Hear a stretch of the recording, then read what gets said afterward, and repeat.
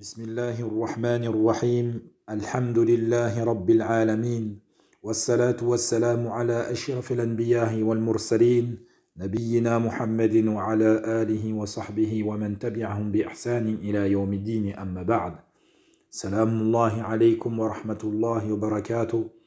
Bienvenue à vous dans cette 49e rencontre des leçons à tirer de la vie du meilleur des hommes.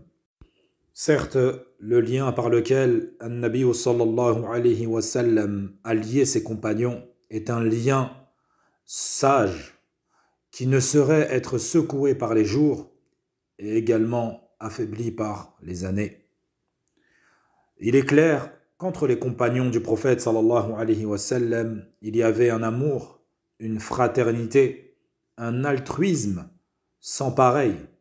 Et aucun d'entre nous pourrait véritablement définir tous ces comportements les uns envers les autres, si ce n'est en méditant sur le verset d'Allah tabaraka wa ta'ala lorsqu'il dit وَأَلَّفَ بَيْنَ قُلُوبِهِمْ لَوْ أَنفَقْتَ مَا فِي الْأَرْضِ جَمِيعًا مَا أَلَّفْتَ بَيْنَ قُلُوبِهِمْ وَلَكِنَّ اللَّهَ أَلَّفَ بَيْنَهُمْ إِنَّهُ هُوَ الْعَزِيزُ الْحَكِيمُ.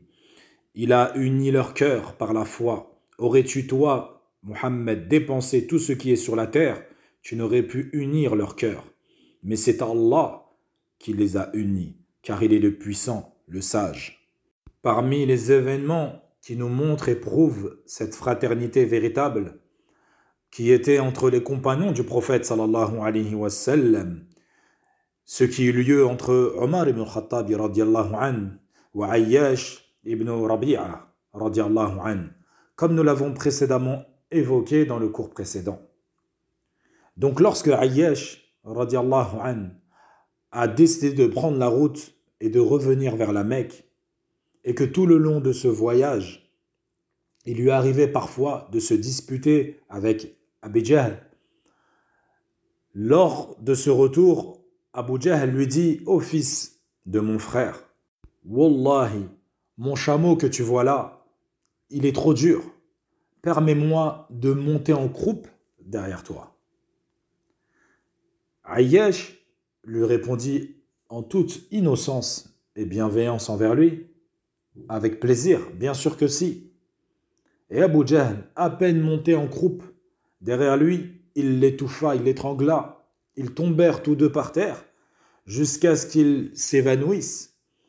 Et arrivé à la Mecque, en plein après-midi, avec Ayyash attaché, il dit, Abu Jahl dit aux gens de la Mecque, comme cela, vous devez faire avec les imbéciles, les idiots, les faibles, comme nous avons fait nous-mêmes avec celui-ci. Omar ibn Khattab radiyallahu anhu avait compris et il avait saisi la ruse et le devoir de ces deux hommes. Mais malgré cela, malgré tous les conseils qu'il a donnés à Ayyash, c'était le destin de Ayyash qui était de revenir à la Mecque et de tomber dans cette épreuve. Omar ibn Khattab radiyallahu anhu était un homme averti et c'était un homme très clairvoyant. Quant à l'animosité de ses ennemis, il savait très très bien leur ruse. Il a tout fait pour que Ayyash reste auprès de lui et finisse ce qu'il a commencé, c'est-à-dire son émigration. Mais malheureusement, il a été touché par les sentiments envers sa mère. Et Ibn Ishaq, rahimahullah, nous évoque ce qui a été dit par Omar ibn Khattab radiyallahu anhu. Il nous dit que Omar a dit « Wallahi, Allah n'accepte pas de ceux qui sont éprouvés et tombent dans ceux qu'il n'a ni raisonnement ni justice, et qui ne se repentent pas de cela. Et d'un peuple qui connaît Allah, puis se détourne et retourne vers la mécréance, en raison d'une épreuve, d'une calamité qui les a frappés. » Et c'est cela que les compagnons du prophète sallallahu alayhi wa sallam se disaient entre eux, jusqu'au jour où le prophète sallallahu alayhi wa sallam est arrivé de son émigration, c'est-à-dire à la ville d'Al-Médina.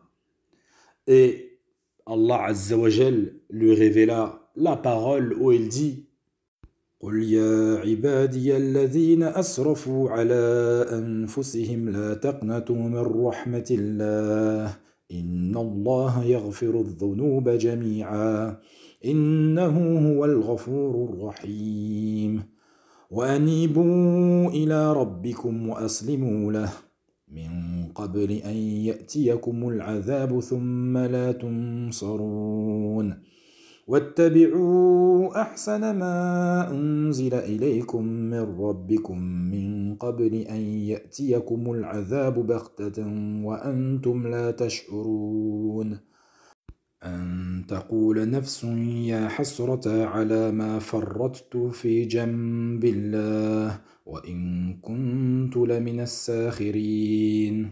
Dis-leur aux messagers, ô mes serviteurs, qui avez commis des excès à votre propre détriment, ne désespérez pas de la miséricorde d'Allah, car Allah pardonne tous les péchés. Oui, c'est lui, le pardonneur et le très miséricordieux. Et revenez repentant à votre Seigneur et soumettez-vous à lui avant que ne vous vienne le châtiment et vous ne recevez alors aucun secours. Et suivez la meilleure révélation qui vous a été descendue de la part de votre Seigneur avant que le châtiment ne vous vienne soudain sans que vous ne le pressentiez. Avant qu'une âme ne dise « Malheur à moi pour mes manquements envers Allah, car j'ai été certes parmi les railleurs, parmi les moqueurs. » Quelle bonne nouvelle que ces versets pour les croyants, dans lesquels il est évoqué l'immense nouvelle du pardon, de l'espoir que le serviteur peut avoir en Allah Azzawajal, pour toute personne qui tombe dans le péché, dans l'erreur, et qui aura reconnu son péché et son erreur.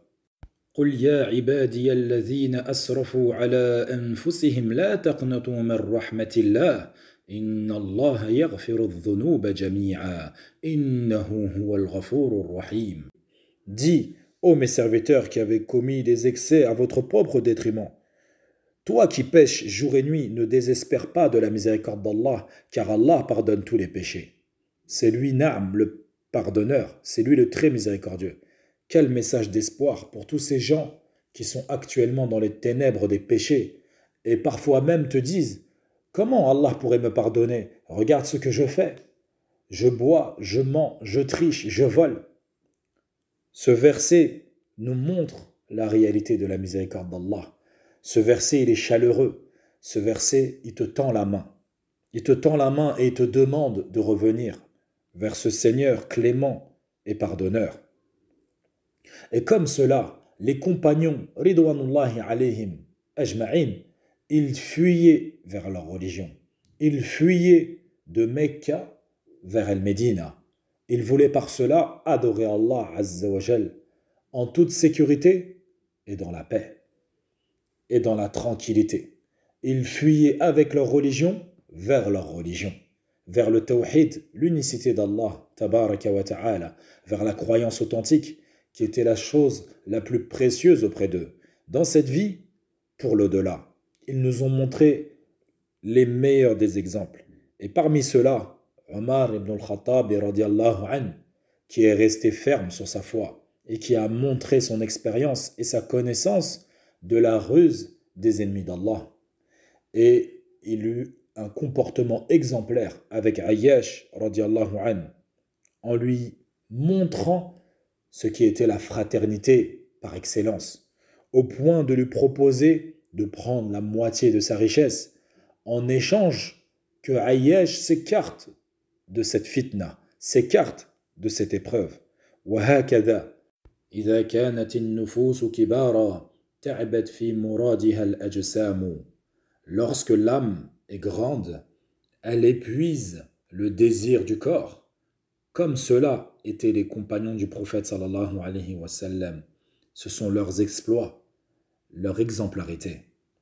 فَتَشَبَّهُوا إِن لَّمْ تَكُونُوا مِثْلَهُمْ إِنَّ تَشَبُّهَ بِالْكِرَامِ فَلَاحٌ.